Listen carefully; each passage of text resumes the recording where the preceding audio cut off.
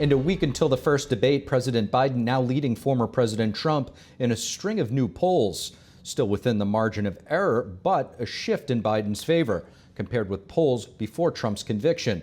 NTD's Iris Tao joins us live now from the North Lawn of the White House. Good evening, Iris. What can you tell us about these latest polls?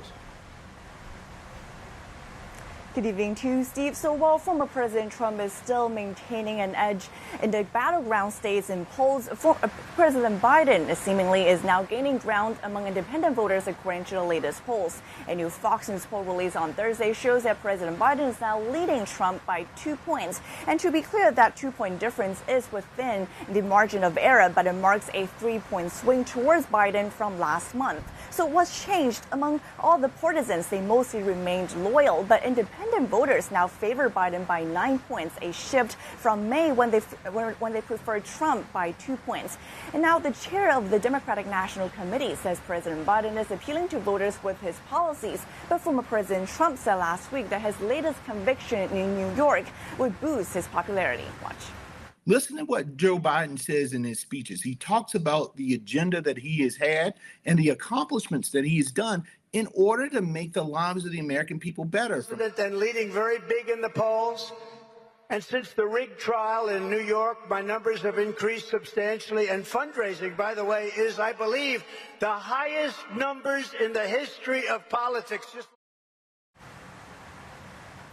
And Trump is still leading in battleground states, according to a new poll released by Emerson College on Thursday. And Trump also fired back against Fox News' new poll, is saying that is polling more Biden voters than Trump voters to skew the results. And Trump also disputed the Fox News poll's finding that democracy has not become the #1 issue on voters' mind. Trump said it should be immigration and inflation instead. And meanwhile, another new poll, this one by NPR, PBS, and Marist, also shows that Biden is gaining ground among independents. But overall, the polling average from Real Clear Politics shows that Trump is leading Biden overall by 0.5%. So still a very tight race between the two candidates. Steve.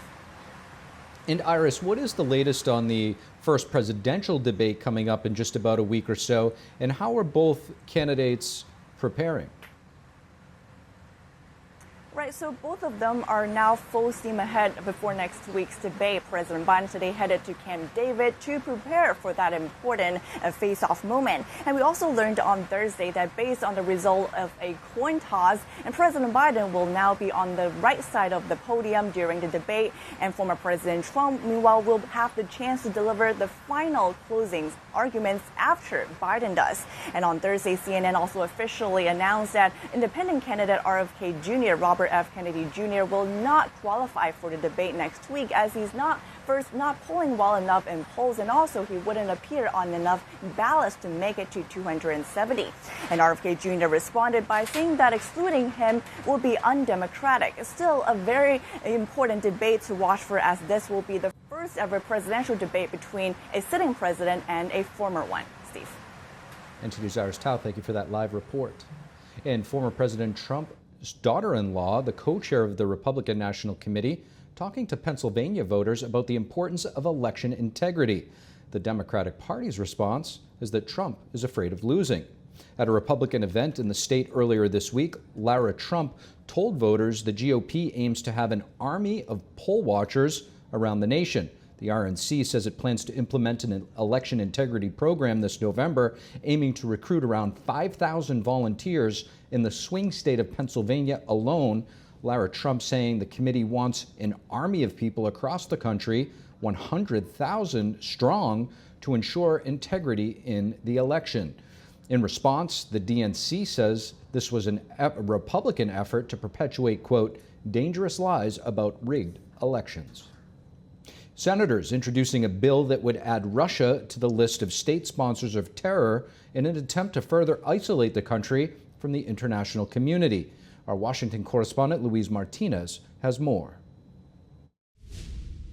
Senator Lindsey Graham, the Republican from South Carolina, and Senator Richard Blumenthal, the Democrat from Connecticut, introduced this Thursday a bill meant to add Russia to the list of states who sponsor terrorism. Currently in the list are North Korea, Cuba, Iran, and Syria. We visited in Bucha the site of the mass graves. women and children, hands tied behind their back, shot in the head. We have talked to prosecutors about Russia kidnapping children and indoctrinating them.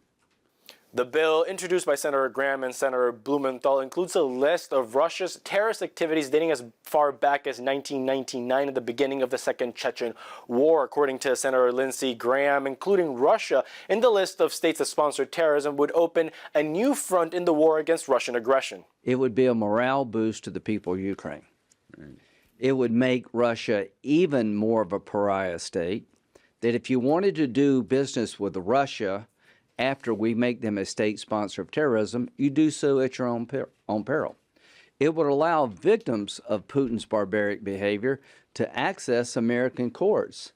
Despite both Senator Graham and Senator Blumenthal mentioning that Russia is a pariah state in the international system, Russian President Vladimir Putin visited North Korea and Vietnam this week, and Russian warships conducted military drills in the coast of Havana, Cuba last week, and are expected to also travel to Venezuela. Not only are they in a defense agreement with North Korea, they may be providing nuclear expertise to North Korea to increase their nuclear arsenal. Now, if that doesn't get you to being a state sponsor of terrorism, what would? Senator Graham and Senator Blumenthal refused to put a timeline to when this bill might see a vote in the Senate floor, but did not discard using unanimous consent to bypass Senate leadership in order to force a vote in the Senate floor. Reporting from Washington, D.C., Luis Eduardo Martinez, NTD News. The House is halting all exports of air defense munitions to allies and instead sending them over to Ukraine. National Security Council spokesman John Kirby describes the decision as, quote, difficult but necessary. With Russia doubling down its attacks on Ukraine's civilian infrastructure, Kirby says weapons like Patriot interceptor missiles are much needed for the war-torn nation, adding that the action will not affect the U.S.'s defense commitments to Israel and Taiwan. The systems will enhance the Ukrainian military's ability to defend themselves against relentless missile and drone attacks from Russia. The first batch of shipments will happen in the coming weeks before the end of summer, but it's not immediately clear how many countries currently waiting to get the systems will be impacted. Thank you for watching the Capitol Report. If you want to see our full broadcast, check us out at epochtv.com.